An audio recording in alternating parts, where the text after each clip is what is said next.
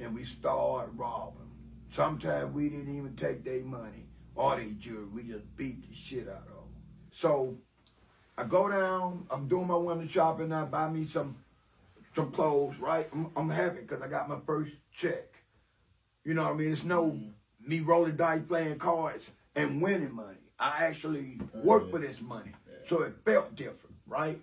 So once I got through doing my shopping, I went into the store. It was a peanut store, peanut shop. Bought me a bag of peanuts. They had a square across the street called Bamble Square. It's been around here since the 1800s. Matter of fact, they had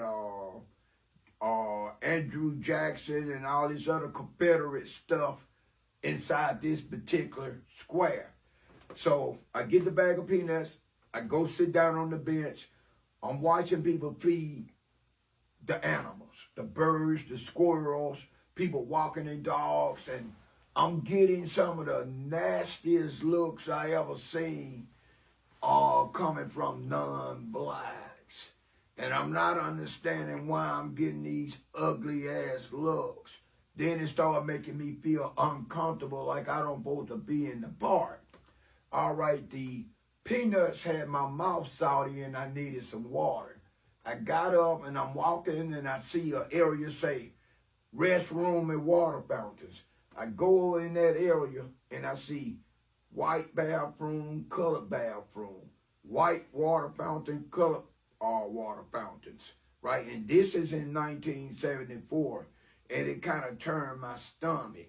That's when I realized the people that I saw coming through there with all those designer bags and feeding the squirrels and giving me the dirty ass look, it was on some racism. Mm-hmm. So I told myself then I was gonna become a black Robin Hood.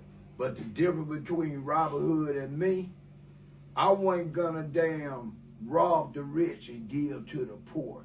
I was gonna rob the motherfucker for my goddamn self.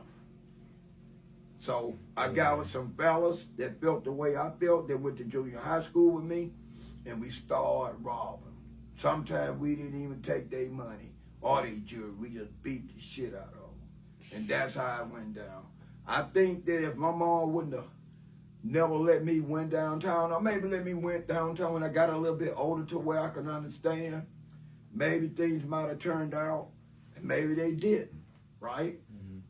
So that's how I started going. I had no remorse for nothing, not a damn thing. Now, I don't want to make it seem like I just robbed non-blacks. I robbed some blacks too.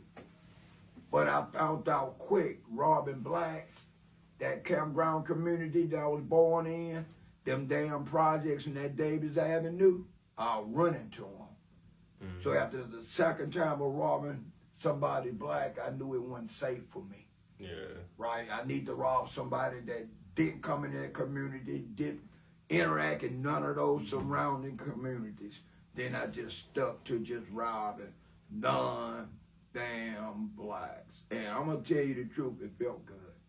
I didn't rob them. I didn't even need their money, right? And that's what really upset my biological father so much, because he paid my mother's child support for me. He knew I always had some kind of love, either cutting grass or throwing newspapers, until I got my first summer job.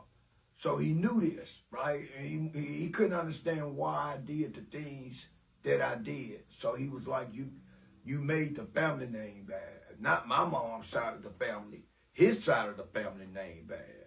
So he dissociated himself from me, you know. So, and from there, eventually I ended up getting locked up, right? But the sad part about getting arrested, I got arrested in September of 1976. I had done so much dirt in the beginning of January of 1976, shortly after my birthday. I had just turned 15. By the time September came, when I got locked up, I never broken nobody's homes. I don't do that. right? I won't invade nobody's privacy like that. I got too much respect to breaking people's homes. But we broke in grocery stores, we broke in electronic stores, we snatch, what they call snatch and grab. You know what I mean? Throw rocks in this place and snatch the items out. We did this. I remember my biological father had his own business. He was the first person I ever seen with an LED watch, right? When he matched, the crystal was dark, and when he matched the button, the digital numbers showed, and man, it was so damn cool. I said, I got to get me one. Now, he had an expensive one.